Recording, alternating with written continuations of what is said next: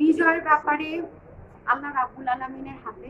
আমরা মানুষরা কোনো ভবিষ্যৎ দ্রষ্টা না, সবকিছু আল্লাহর হাতে।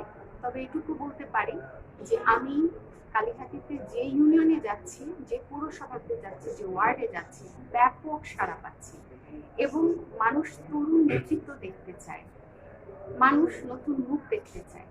বিশেষ করে গত 50 বছর কালিহাতীতে ঘুরে ফিরে সেই একই মুখ দেখে মানুষ এখন নতুনের দিকে তাকিয়ে আছে।